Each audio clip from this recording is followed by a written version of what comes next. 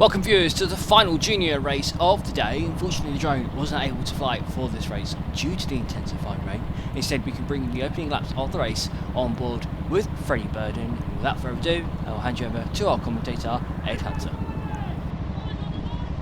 The lights will go out, and when they do, race 3 will get underway. So the restart, it's almost a rerun of Christian Hill bumping into the back of Irons as they rush through the first couple of corners, and it's a clean start for Redfern. Irons though gets clear into P2, and behind it is absolute mayhem as everybody desperately fights for traction. Christian Hill is in the middle of a bit of a sandwich. He's got Freddie Burden ahead of him, and it's side-by-side action into Christmas corner there. Oh, sliding off.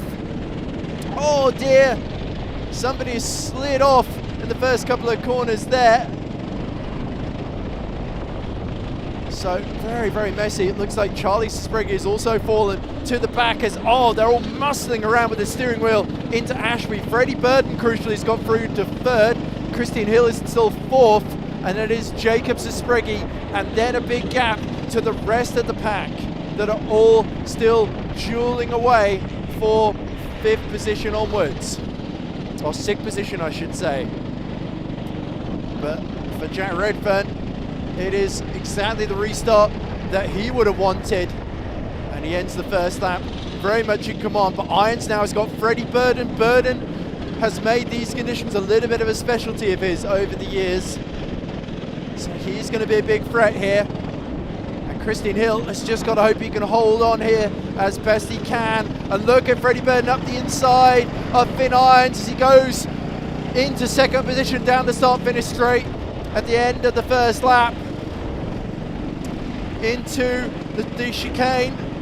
Finn Irons up the inside, but he's gone too shallow. He's almost in the wall there, and he just about rescues that one. That was bravery and a half from Finn Irons, but it could well give a chance to Christian Hill then if he continues that. It looks like Lewis Brooks has fallen to the back, so very bad luck for Lewis there from the 2nd row of the grid, as Christian Hill is under attack from, I believe that's Jacobs to Spriggy, trying to go around the outside of him for 4th position. As look at this, Fred Burden is all over the back of Jack Redfern here. Christian Hill and Spriggy side by side though as they go into Parker Bend. Spriggy almost alongside but not far enough, but look at Frederick Burden. Burden up the inside and Burden into the lead as they go as wide as they dare on exit, desperately looking for any fraction of grip here.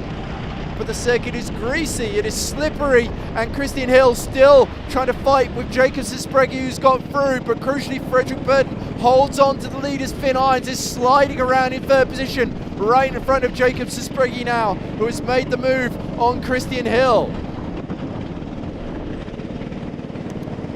So then, 9 minutes left to go,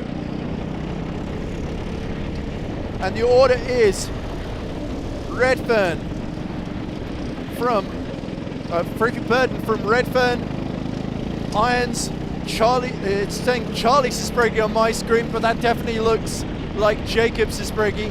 Christian Hill, Josh Melling is in P6 ahead of Ollie Kite, supposedly. I think that is Ollie Kite, yeah, so Kite actually doing well in these conditions. Oh, track limits warning for Sam Mackinson in P8 and Holdsworth in P14. Is Leo Jackson P10 and Jacobs Spriggy rounds out the top 10 ahead of Blake Hutton and Zach Hassan. Hassan also another gaining positions in these tricky conditions.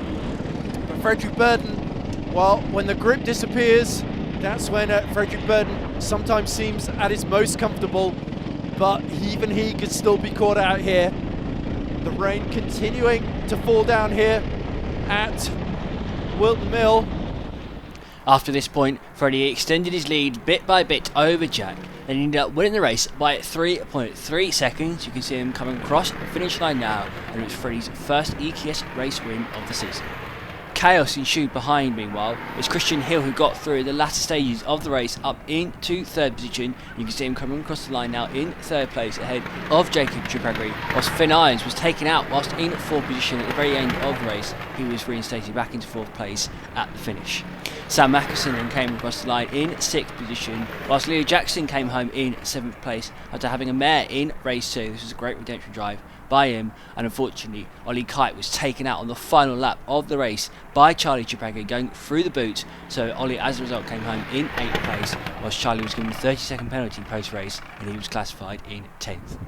So we're joined now by Freddie Burden, winner of Junior Split 1, Race 3.